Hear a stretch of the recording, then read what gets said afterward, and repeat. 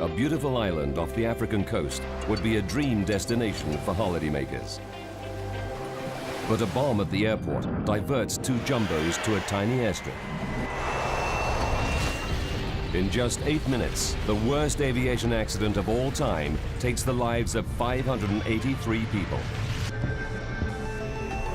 Now, with cutting-edge computer technology, we reveal exactly what went wrong.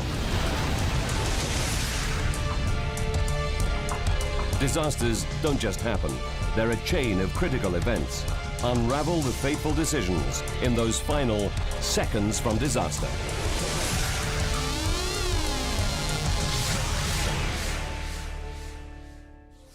Europe, the Canary Islands, Tenerife. Sunday, March the 27th, 1977. Los Rodeos is the island's sleepy airport in the hills. It's not used to heavy traffic and normally handles just a few small planes a day. But this is no ordinary day. 12 noon. After an overnight flight from Los Angeles, Pan Am's flight 1736 is just 2 hours away from the Canary Islands. Joan Jackson has been a flight attendant with Pan Am for 7 years. Everything seemed normal and fine. Sometimes you get passengers that you wish were on somebody else's flight, but these were all really wonderful people, and we enjoyed having them on our plane. Jack Ridout is one of the 378 passengers happy that he's on board a 747. Back in the 70s, I mean, the 747 was the cat's meow. I mean, it was it. It was twice as big as any other airplane. Jack is traveling in style. He's taking his girlfriend, Joni, on a special vacation. It was a wonderful first-class trip. We went to the upper deck. In those days, it was kind of a cocktail lounge. Very nice. They're heading for Gran Canaria, the third largest of 7 Canary Islands, known for their stunning scenery. But as beautiful as the islands are, they also harbor a number of terrorist groups eager to free the islands from Spanish rule.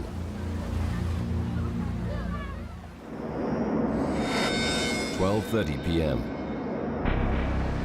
Suddenly, Pan Am's captain, Victor Grubbs, receives an urgent message from air traffic control. A bomb has exploded at Gran Canaria Airport where he's due to land. He must now head for Los Rodeos Airport on the nearby island of Tenerife. He then tells the passengers what's happened.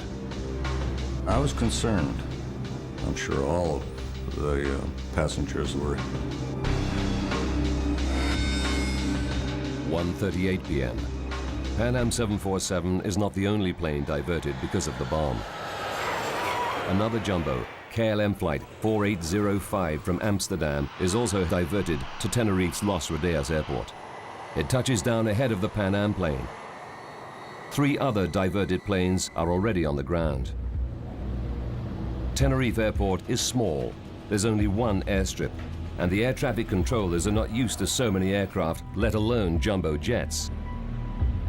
And it's Sunday, so only 2 controllers are on duty. The passengers on the KLM plane set off towards the airport lounge to relax. 2:15. The Pan Am 747 touches down. It joins the KLM on the tarmac, waiting for Gran Canaria's airport to reopen. Gran Canaria is just a 25-minute hop away, but it could be some time before police there declare the airport safe from bombs.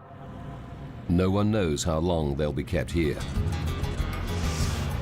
Tenerife's Los Rodeos Airport is situated in a valley in the shadow of the great Mount Teide, the 3rd largest volcano on Earth. Teide dominates the island and even influences the weather. So far today, the sun is shining, but conditions can change at any moment.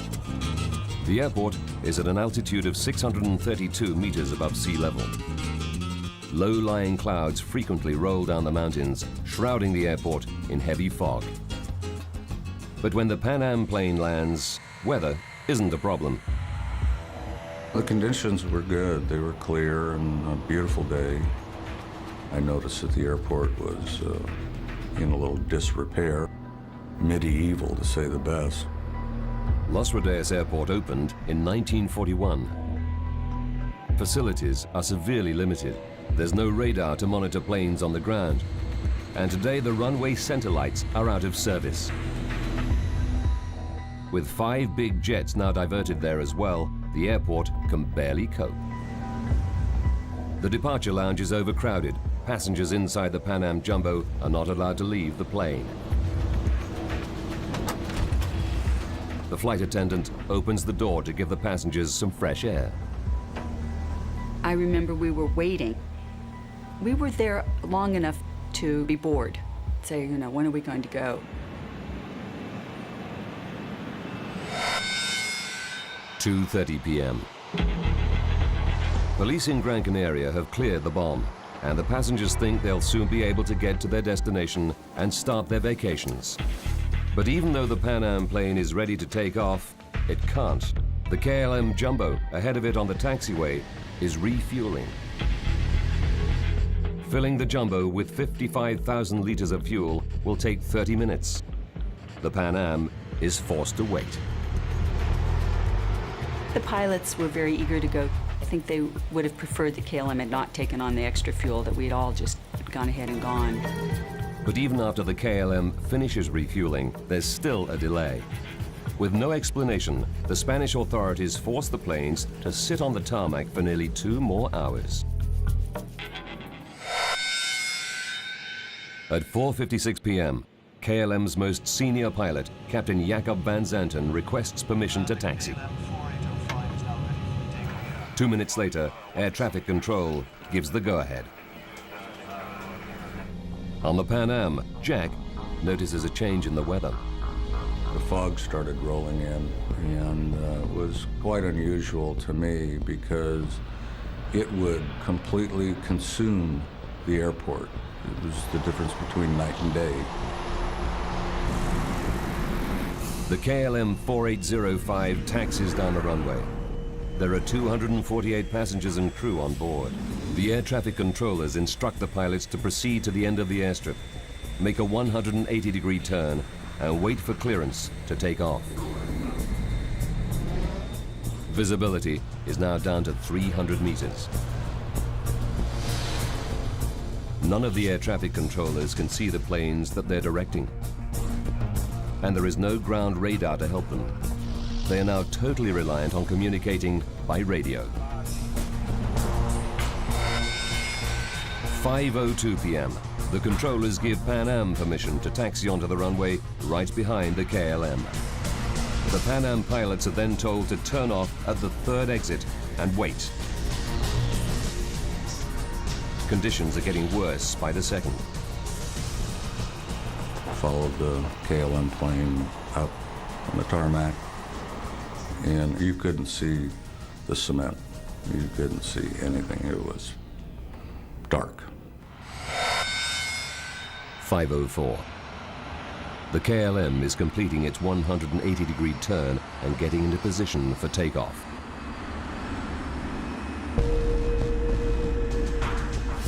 The Pan Am is still taxiing towards the KLM along the runway. The pilot and co-pilot are trying to find the 3rd exit, but they're not familiar with the airport and can barely see out of their cockpit windows. I said, look at this fog, we're never going to take off because I can't even see the number 2 engine, which is the inboard engine. And I know we're not going. 5:05. The KLM is in position. After a delay of 3.5 hours, Captain Van Zanten is finally ready to leave. 5:06. Captain Van Zanten releases the brakes. The 747 starts heading down the runway towards the Pan Am, which is still on the airstrip, just 1,400 meters up ahead.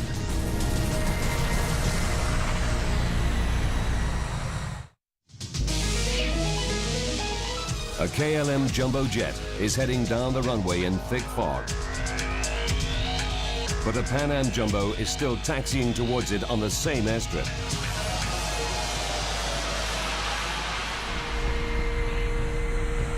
Jack and Joni are in Pan Am's first class. Joni said, "Oh my God, you know, what would happen if he took off?" And I just casually said to her, "Well, don't worry about a thing. If he hits us head on, you'll never feel a thing." 5:06 and 18 seconds. The control tower tells the KLM crew to wait. Okay, stand by for takeoff. I will call you. But they don't. Instead, Captain Van Zanten accelerates the KLM jumbo down the runway. 5:06 and 45 seconds. The Pan Am co-pilot looks out of the window and is horrified by what he sees. The 300,000 kilogram KLM jumbo is heading straight towards him. The Pan Am has 394 passengers and crew on board. Their only chance is to get out of the way as quickly as possible. Pan Am's Captain Grubbs forces the engines to full throttle. He tries to move the 747 out of the way.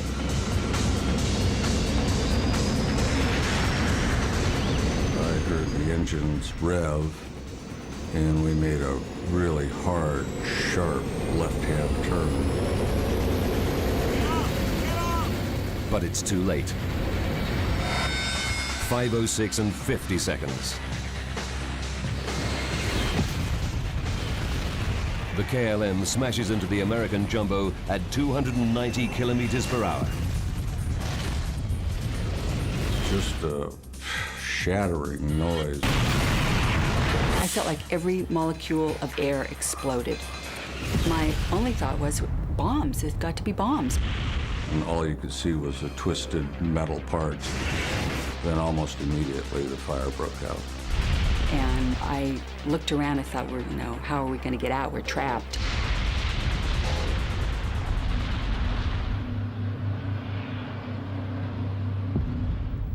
The air traffic controllers hear the explosions, but because of the fog, they can't see anything.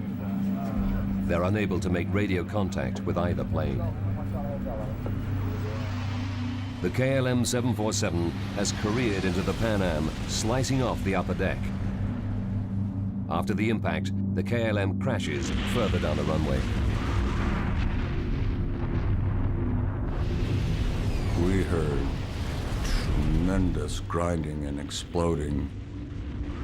I knew immediately that those poor people would not survive. The tower controllers sound the alarm.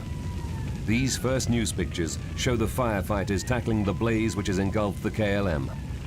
They can't find any survivors.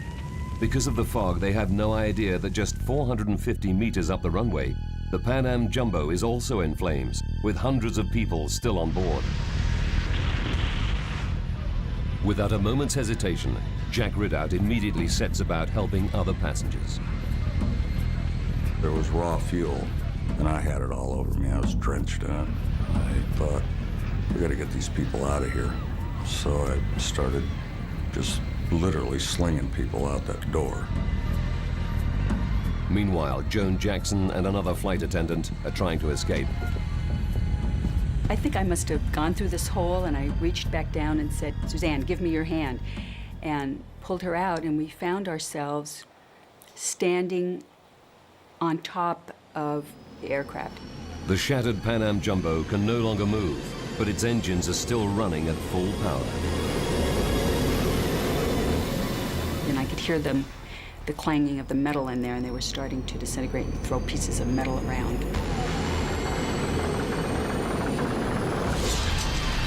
There was another explosion, and the flight attendant who had been helping people was killed instantly.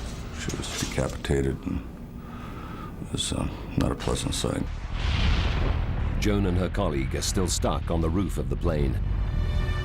And I thought to myself, if we jump, we're going to have broken legs, so we're going to be able to get away from the plane if we have broken legs. But the plane begins to disintegrate beneath them. The fuselage where it had broken was kind of trailing down toward the ground. And I think we all just tried to leap for the ground and kind of get away from the plane. Another explosion blasts Jack out of the plane. Joni told me that I came out back forward. And when I became conscious, she said, "We got to get out of here." And we kind of staggered as far away from the plane as we could. And then finally, the last explosion just took everything out but the wings. Of 396 people on board, there are just 61 survivors. Joan Jackson and her colleague escape with bruises and scratches. We couldn't believe that we had so few people. We just kept looking around for the rest of the people and the rest of the crew. I kept thinking, if I walk around to the other side of the plane, I'm going to find 400 people and all my friends on the crew. But of course that wasn't the case, and we just couldn't believe it. Jack Ridout helped to rescue 12 people. He's left with third-degree burns on his head and arms. I guess this was kind of my own private Vietnam. It was awful. It was carnage. Everybody on the KLM 747 and most of those on the Pan Am have perished in the crash. It's the worst aviation accident in history. In all, 583 people have lost their lives.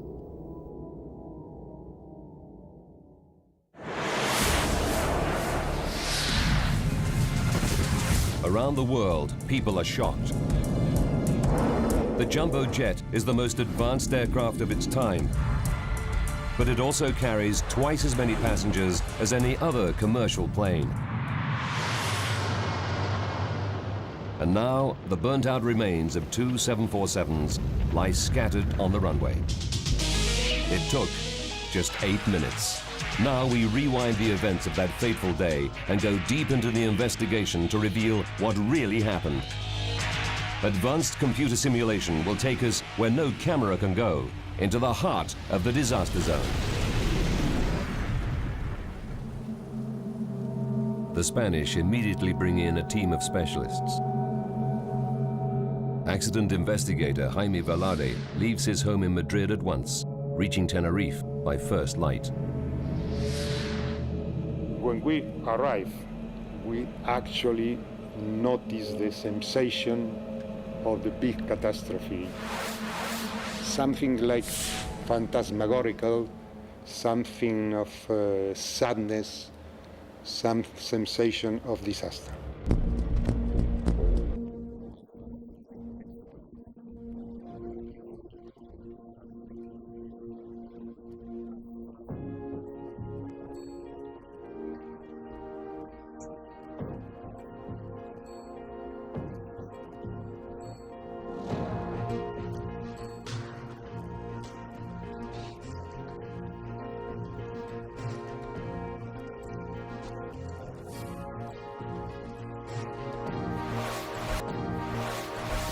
We were appalled. It was tremendous, the amount of wreckage. We had never seen that before. Also, I recall that there was a strange smell all around the airfield, which later on we realized that was the smell of burning flesh of all the victims. It was real horrible. This was the worst accident that I've ever seen. Investigators must answer many questions. Why was the Pan Am Jumbo still on the runway? Was there another bomb?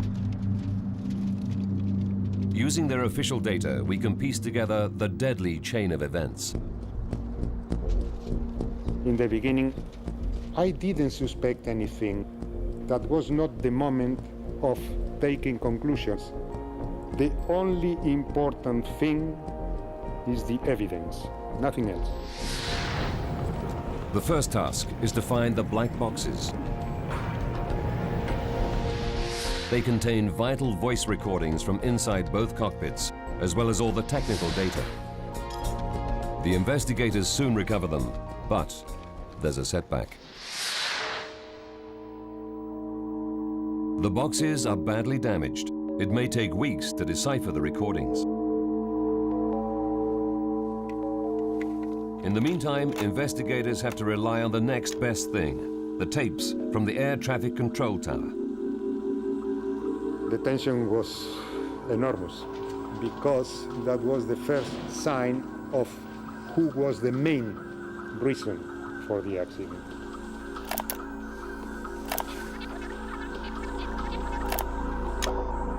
The investigators listen intently to the final moments before the crash. They need to find out why the KLM 747 took off while a Pan Am Jumbo was still on the runway. Did the tower controller give the pilot permission to depart? 1 minute, 23 seconds before the crash. The KLM completes its 180-degree turn at the end of the runway. The KLM 4805 is now ready for takeoff, and we're waiting for our ATC clearance. This is not a request for takeoff clearance, but a request for air traffic control clearance. The pilots are seeking directions for once they're airborne. The controller issues the ATC clearance, and the KLM co-pilot reads it back. 33 seconds before the collision. The tapes reveal that after reading back his ATC clearance, the KLM co-pilot makes an unusual statement. We're now at takeoff. American investigator Bill Edmonds is puzzled by what he heard. We couldn't understand exactly whether he was saying we are at takeoff or we are taking off. If we are at takeoff, that means we're ready to take off, or the other would be that they're actually in the process of taking off. 28 seconds. The Spanish air traffic controller also seems confused by what the KLM co-pilot has just said. Okay, stand by for takeoff. I will call you. Stand by is the last instruction from the tower to the KLM. They never issue takeoff clearance. Nevertheless, Captain Van Zanten accelerates down the runway. The control tower tapes seem to suggest that the Dutch pilot has made a serious error of judgment. This man, for reasons that we'll have to investigate, took off without permission. Van Zanten is one of Holland's star pilots. He was so highly regarded that KLM used his face in their advertising. He'd been a commercial pilot for 27 years and had flown more than 11,700 hours. It's shocking that such an experienced pilot would make such a drastic error. The evidence appears to be damning, but the investigation is far from over. Listening to the black box voice recorders is still several days away.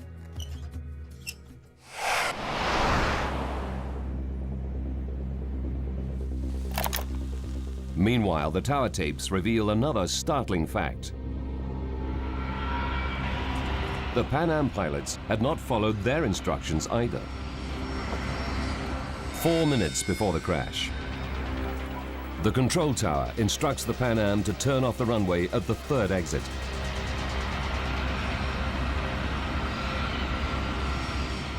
But investigators now know that the planes collided further up the runway, near the fourth exit, much closer to the KLM's takeoff position.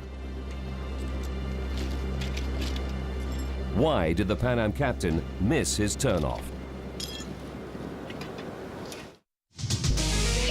The worst air accident in history happened on the ground at Tenerife's Los Rodeas airport.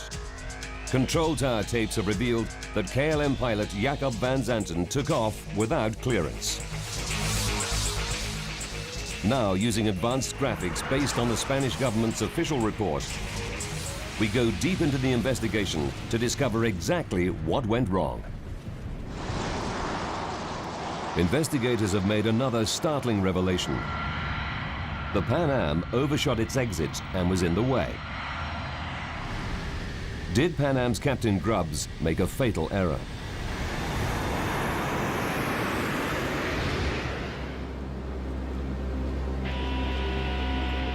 To find out, investigators first analyzed the airport layout.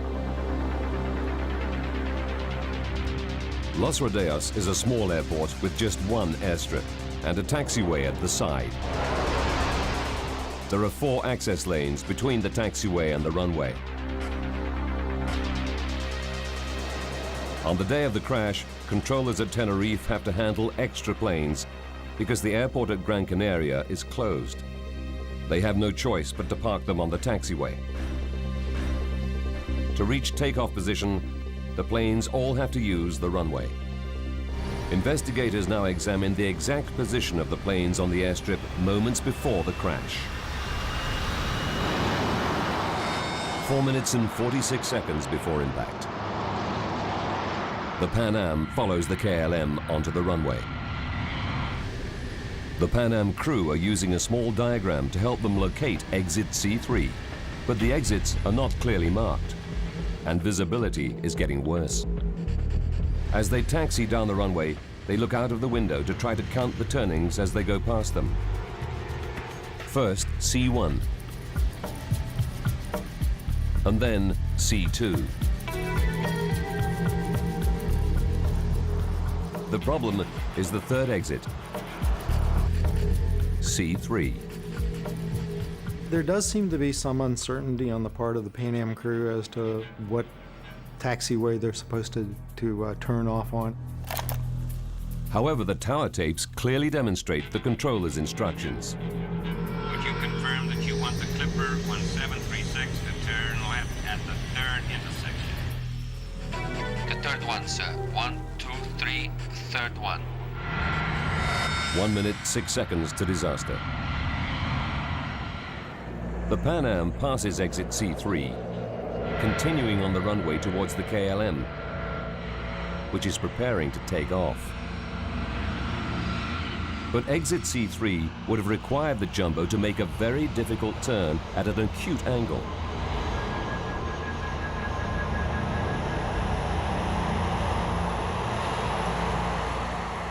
The American investigators believe it was a practical impossibility, and the crew may have thought so too.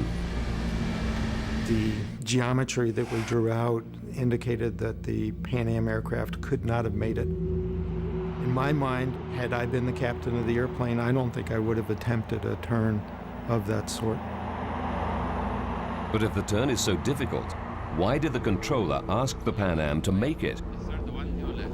Probably because he was not used to 747s. Other aircraft could have performed the maneuver very easily. But American investigators believe there's another reason why Captain Grubbs misses the C3 exit.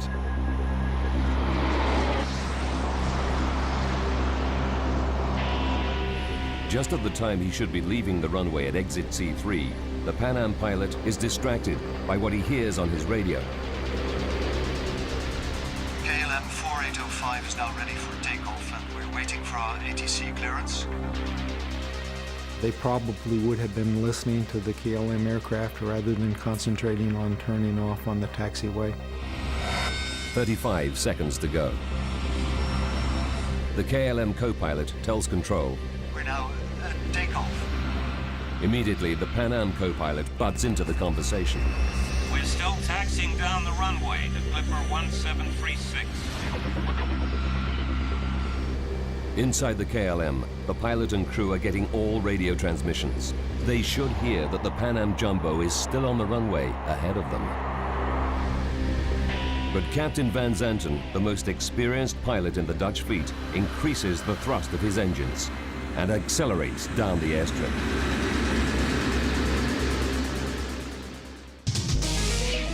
Investigators now know that none of the pilots on either plane followed the controller's instructions. To find out why, investigators have to dig deeper. It may boil down to the behavior of the two crews. Transcripts of the control tower tapes reveal a growing level of tension in the KLM cockpit.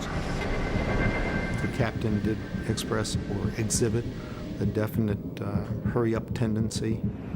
The KLM Jumbo has been waiting at Tenerife for almost 3.5 hours. Investigators later find out from radio conversations that Captain Van Zanten had expressed concern about going over the number of hours he's allowed to work. He still has to pick up 300 passengers in Gran Canaria to take back to Amsterdam. If he's late, the crew will be grounded for a rest period, and KLM will have to pay overnight accommodation for everyone on board. And now the fog is rolling in, causing very low visibility. He's feeling the pressure. I think every captain thinks that all the problems are on the ground, and as soon as you take off, problems are over.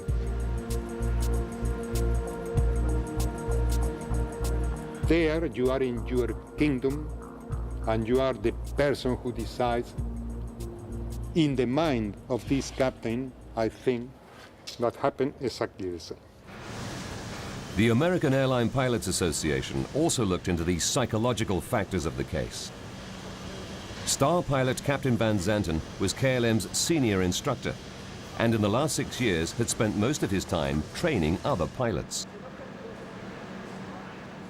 If an individual spends too much time in the training center and not enough time out on the line, then he becomes more used to the training environment.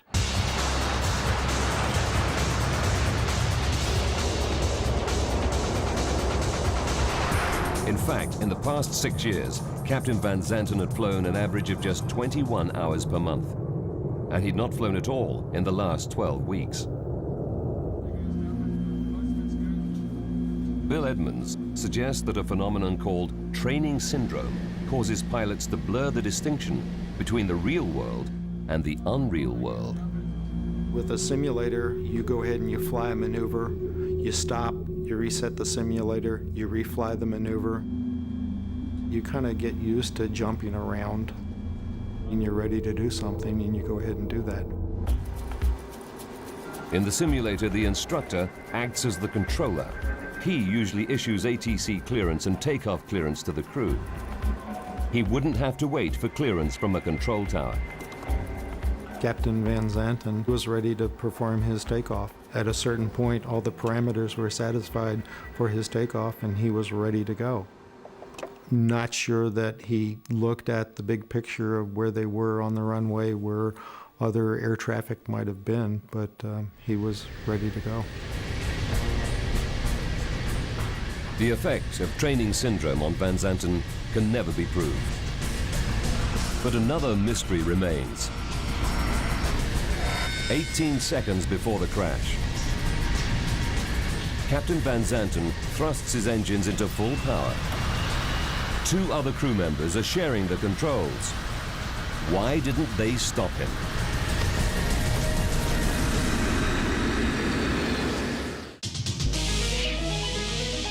Control tower tapes have revealed that KLM's Captain Van Zanten took off without clearance. Investigators have also discovered that the Pan Am Jumbo missed its exit and was in the way. Now investigators are waiting for the evidence from the plane's damaged black boxes.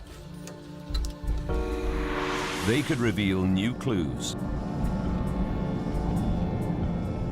Each 747 has 2 black boxes: the flight data recorder and the cockpit voice recorder, which stores the final 30 minutes of all conversations inside the cockpit.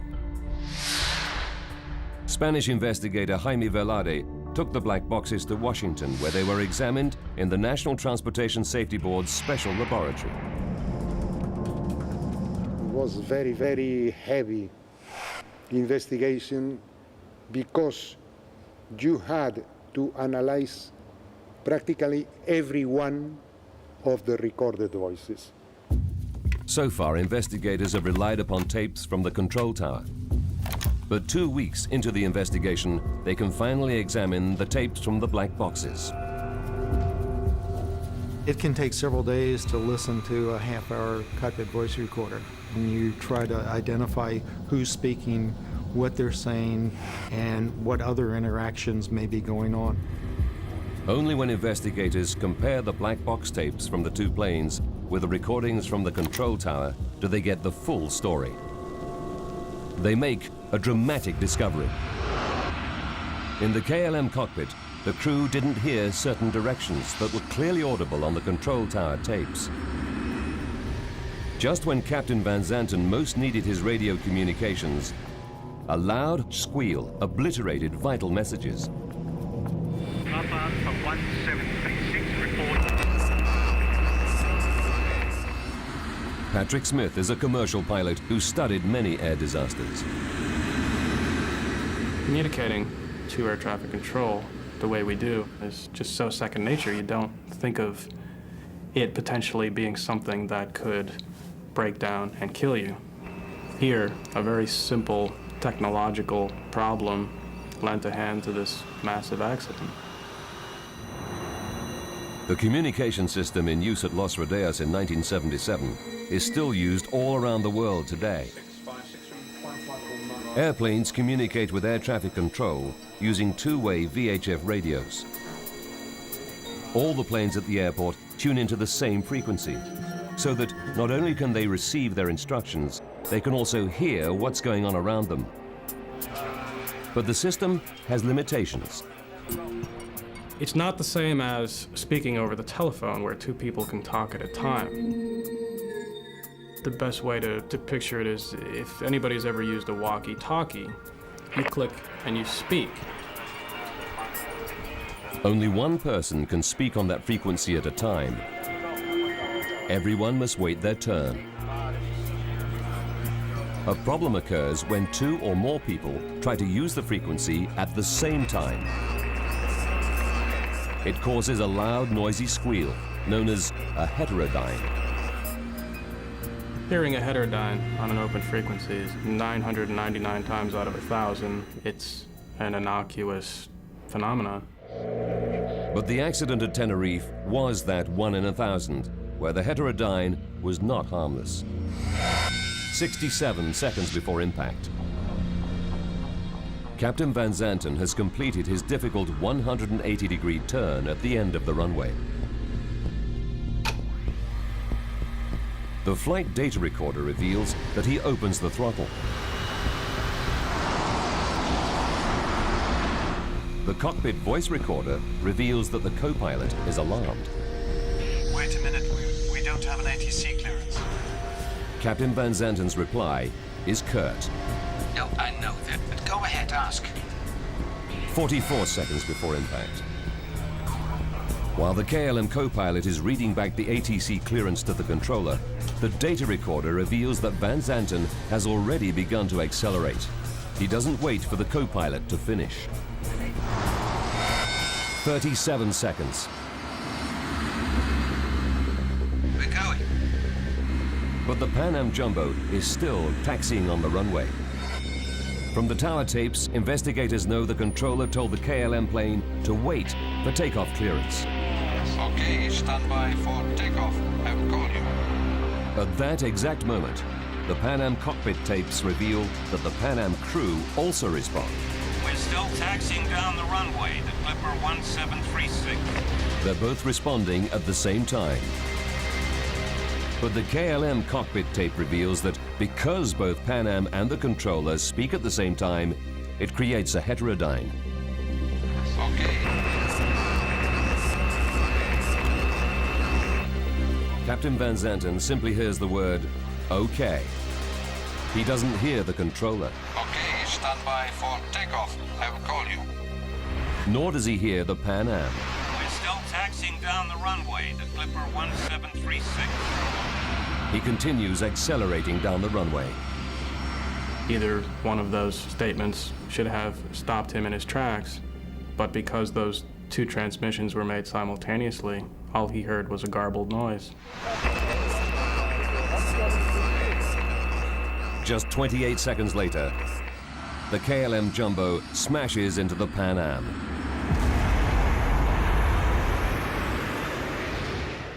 The Dutch investigator feels that this discovery has cleared Van Zanten of any blame. This was a breakthrough in our investigation, and I'm pretty sure that if the KLM had heard these messages, he would not have continued its takeoff. The interference happened 30 seconds before impact, blocking 2 vital messages. But even after that, the cockpit tapes reveal that Van Zanten had one final warning. 24 seconds before the crash,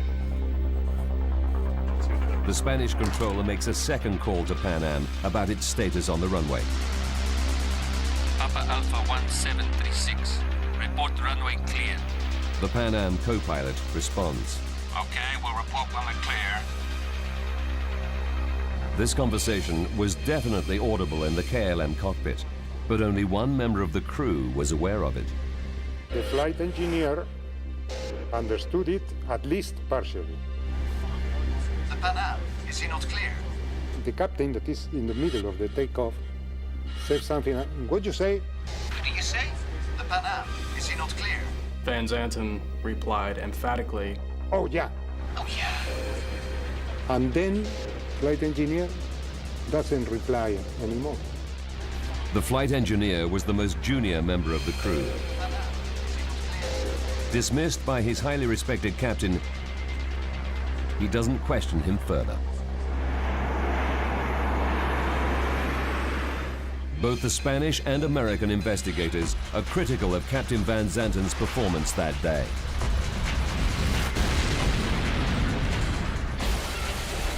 But the final analysis shows that fate was against him. Captain Van Zanten took off without clearance and crashed the KLM Jumbo into a Pan Am 747 on the same runway. However, investigators now discover that he made one final attempt to avert disaster. Just seconds before he slammed into Pan Am, Captain Van Zanten tried to lift the KLM plane over the top of it. He pulled the nose up so sharply that the tail scraped the runway. He nearly made it. The nose and front wheel cleared the Pan Am,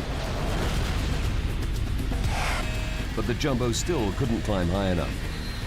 The KLM's #1 engine only had to graze the tip of Pan Am's right side to bring catastrophe. The final irony was that Captain Van Zanten had taken on an extra 55,000 liters of fuel to save refueling time later in Gran Canaria. It was this extra fuel that may have made the Jumbo just too heavy to climb the extra few meters in height that could have prevented the disaster. The refueling of KLM can be considered as a factor. Of course, when you are more heavy, your takeoff run is longer. The disaster at Tenerife was caused by a chain of events combining both human error and technical failure. Pilot and aviation writer Patrick Smith believes that new technology can stop VHF radio squeals and help prevent future accidents. Heterodynes are preventable. There is a blocking device that can be inserted into the communication systems of airliners that prevents simultaneous transmission. Anybody who attempts a simultaneous transmission will be blocked out from speaking over the microphone. Aircraft engineers can fit anti-blocking units for just $13,000. A small amount compared to a new plane's price tag of up to $200 million. However, although some airlines are voluntarily installing them, it's not yet a legal requirement. Investigators finally pieced together the critical events that led to the tragedy at Tenerife. First, the air traffic controllers instructed 2 747s to taxi onto the same active runway at the same time. Then, in heavy fog and confused by the runway layout, the Pan Am pilot missed his exit and taxied too far. Just seconds later, Dutch pilot Captain Van Zanten began his takeoff without clearance. Finally, a loud squeal in the KLM cockpit prevented the captain from receiving vital messages which may have stopped him in his tracks. For the survivors of Tenerife, the nightmare continued for many months. I found that I was frightened of everything. I didn't want to ride in a car. I didn't want to let my husband out of my sight. I almost wanted to be in my apartment with the curtains drawn and like you see the people in the movies that are afraid of everything. After counseling, Joan managed to return to flying 3 months later. Well, I'm still a flight attendant today. I have 34 years of flying, and I will probably be flying another 6-8 years. I love seeing the world. Back home in San Diego, Jack's story made the news. Jack Ridout is a survivor and is credited with the rescue of a dozen other passengers on a Pan Am 747, the nightmare of Tenerife. The thing that no one can ever understand until I've been involved in a situation like this is that the ramifications go on year after year. I live with the images probably for the first year, every night, most nights. Jack's rescue efforts were recognized by President Carter, who sent him a letter of gratitude on behalf of the nation.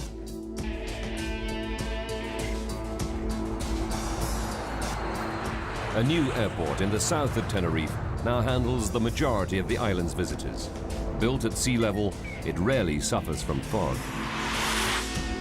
Tenerife's old airport remains open, and the authorities have installed a ground radar system.